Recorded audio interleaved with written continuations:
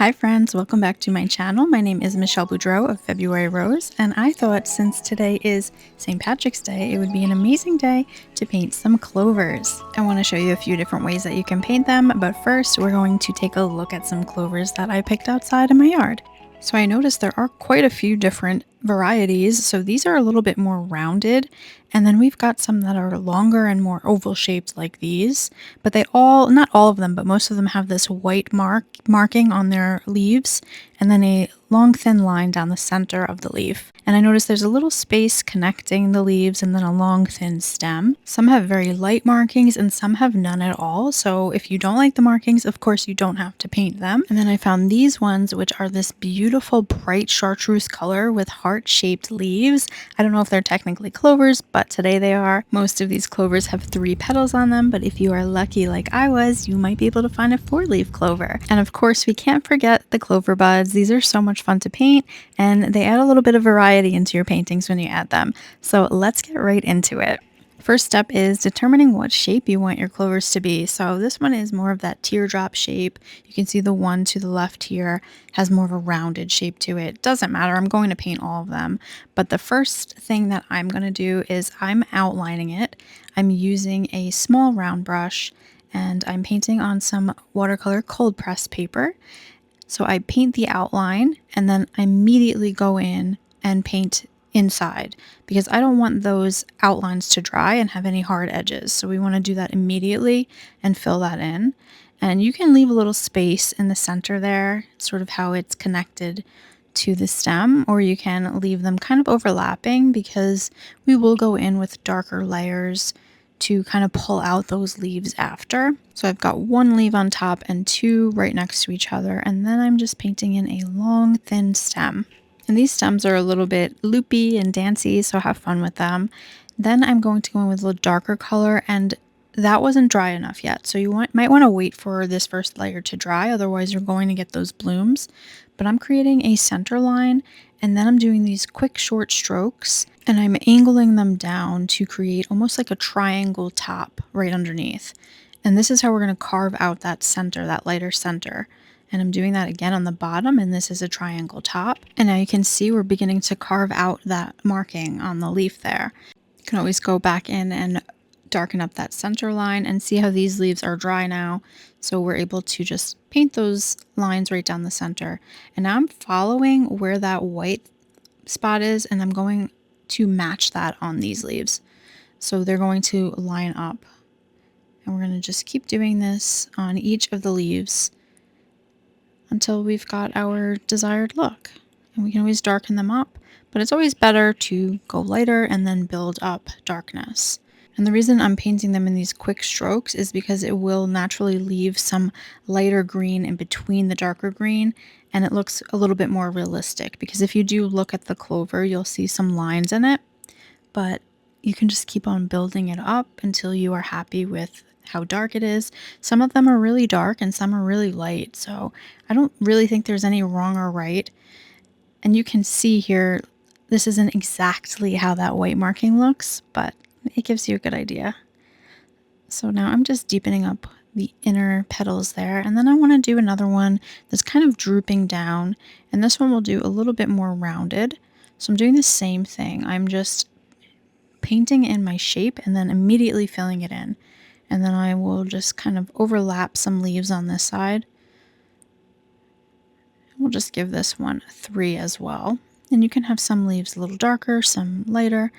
And now this method is working wet into wet. So I'm using that darker color and I'm dropping it right into the tip of the leaves and then the inner leaves where it meets the stem. And this is how we're going to build up that color. And we're automatically leaving out some of that color where that white marking will be, where that light green marking will be.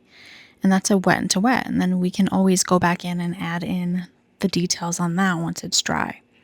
And now another thing that you can do is you can paint in your petals. So I'm going to do another one.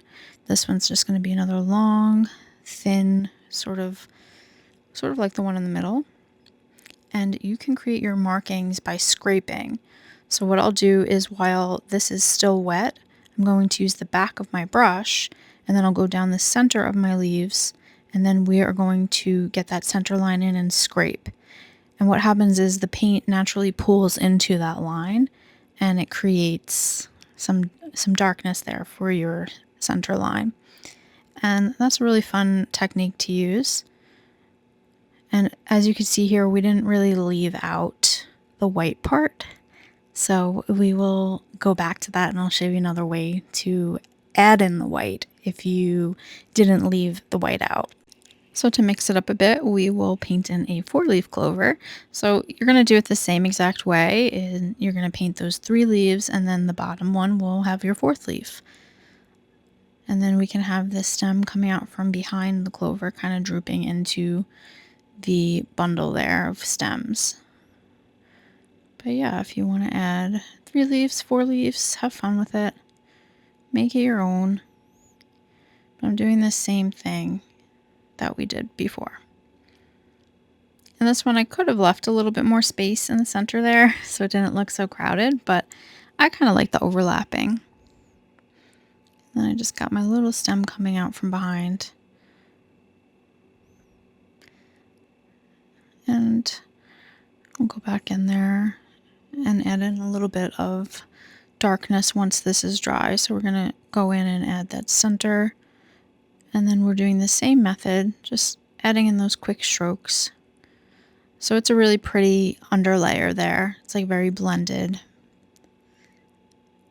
We'll do the same thing here now that this one is dry, and we'll carve that out. Same way we did with the first one. And they're all going to look a little different, so it's really fun. I'm just going to keep doing that until I am happy with what I have.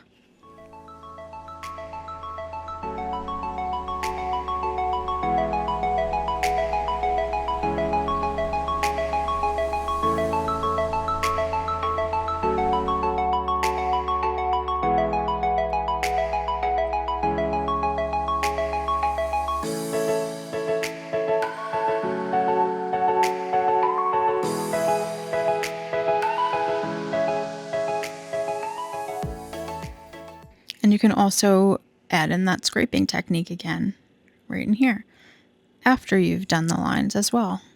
It's not just for the first layer. We can drop in a little bit more depth in the centers there. Give it a little bit more contrast. Now if you want to add white to your leaves, we can use our bleed-proof white or a gouache. And I'm going to actually mix this into my green over here. And it's a very light green. It's not exactly a white. So I'm just giving it a little bit of a tint of green. And I'm doing those short strokes in the shape of the white marking. So if you went too dark and you don't have a way to kind of give that marking, you could always go over it with an opaque color. And then even on the ones that you did, you might want to, bring out some of the highlight, and you can go in and add some white to those. And the center lines, some of them, they're a little bit more white than dark, so I'm adding in some of the center lines to be white. Just highlighting those. And you can see they also have those lines that go outward. I'm not going to do that to all of them, but you can if you want. You can add some lines within the leaves. And then, of course, we've got those fun heart-shaped clovers. So I'm literally painting in a heart shape, and we're just filling that in. And as far as colors go, I am using a green gold here, mixed with a bit of sap green just to deepen it up. And then for the other clovers, you can mix sap green, hooker's green, whatever green that you like. If you want them to be a little bit more cooler, use a cooler tone, mix in some indigo with your green. You can always play around with the greens. And then this one is it needs a little bit more work. I messed this one up a bit, but it's okay, we can fix it. So I'm just kind of filling that one in and darkening it up, and then adding in some center lines, and then I feel like I need to add another one over here. And of course, we'll make this one another 4-leaf clover, because how fun is that? And this one is kind of like more of a blob shape. And then I feel like once it's dry, I can go in and carve out the outside. So I am dropping in a little bit of color on the edges to darken it up. And you see how we kind of carving in those petals there? And now for her buds. So now the buds that are in my yard are very light. They're white with like a little bit of a light green to them. So you can do that just by using a very light mixture of green or green gold. I wanted to do the ones that are a little bit more on that purpley pink side. So I'm actually using a quinacridone violet reddish by My Merry Blue. We're doing a very light wash of that, and we're just doing little short C strokes to form this tapered bud. And then the trick I found is while it's still a little wet, I'm dropping in a darker mixture of that right into the tips. So you see how it drops in and kind of bleeds down. And when it dries, it creates these beautiful blended, almost like ombre. Because I've noticed when I look at some of the buds, they do have like a darker tip and then they go down to fade into a lighter color. So I'm just going to add in a few more buds. Some of them are a little bit smaller and some will be a little bit more open. And if you don't want to do the part where you drop it in, you can do this first layer, let it dry, and then go right over top with that darker color and create some C strokes as well, which I will also do with this method. So I'll show you that as well. Over here, I just want to add another one to sort of off to the side just to fill that in so we don't have a blank spot here. And I'm just pulling that stem down, dropping in that color. And then we will let those dry, kind of go back into the first one. It might still be a little bit damp, but then I'm just going to go right in and pull out some of those darker lines like I was just telling you. It just gives a little bit more contrast and some more definition. And of course, we want to use that pretty color. So this one, it bled a little bit more. So we're just kind of sharpening it up a bit. And I like the bottom ones to kind of flare out and up. And this one's still a little damp, but still okay. Can always go back in later.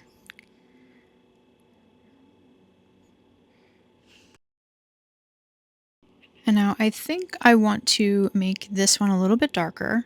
So, because it's just so very light, so I am just going around that white part and I am filling it in just like we did in the beginning. So if I had made these leaves a little bit darker and added the white, I wouldn't have to really do this part, and I don't have to do it, but just to show you that you can. And I made a mistake, so I'm just going to try to lift this up a bit. Just blot it and lift. And it's okay if you can't get it fully off, but that's how we fix things. And I'm just going to add in some more definition in here.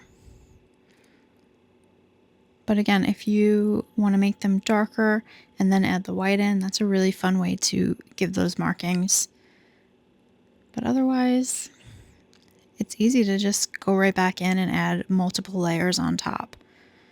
So I'm adding a little darker on the edges on this one, but I'm leaving some different variations of green.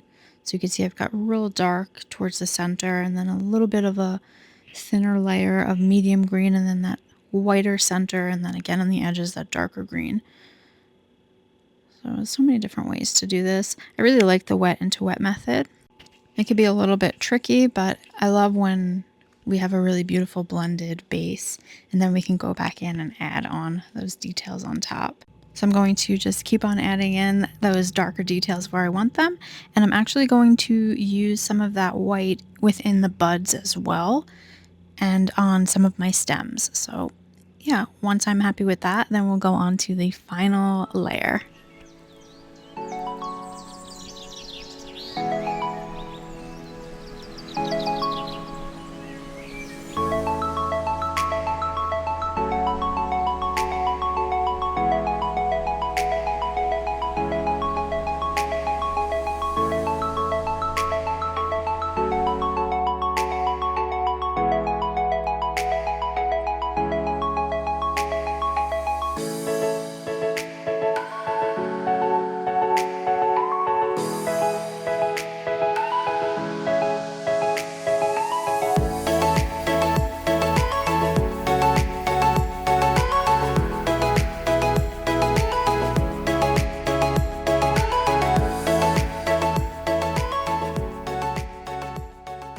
So of course you can stop here, but I thought since it's St. Patrick's Day, it would be fun to add some gold finishing touches. I'm using a gold liquid watercolor paint by Blick. The fun thing about watercolor is you can layer lots of different things on top. So if you don't have a gold watercolor, you can use a sparkle pen, you could use a metallic pen or marker, you can use gouache or acrylic paint or an acrylic marker. There's so many different ways to sort of embellish your paintings.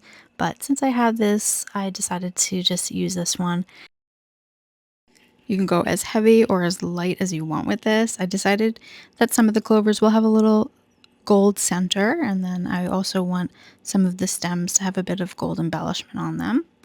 And this one I kind of messed up, so I'm kind of filling that one in and having fun with it. But that's okay. I noticed that it really looks pretty on top of that dark green. So when you really put on the edges or anywhere you have that dark green, it really pops. And that's it. I have to stop now, otherwise I will add way too much gold. But let me know in the comments, do you like adding shimmer or metallic elements to your paintings? I know some people don't, but I figured I would show you. I hope you enjoyed this tutorial. I hope you learned something new and that you give this a try. Let me know, are you going to be having corned beef and cabbage tonight with a Guinness? Because I certainly will be. It was my grandma's favorite holiday, so I love to celebrate. Thank you so much for being here and for watching, and I will see you in the next tutorial.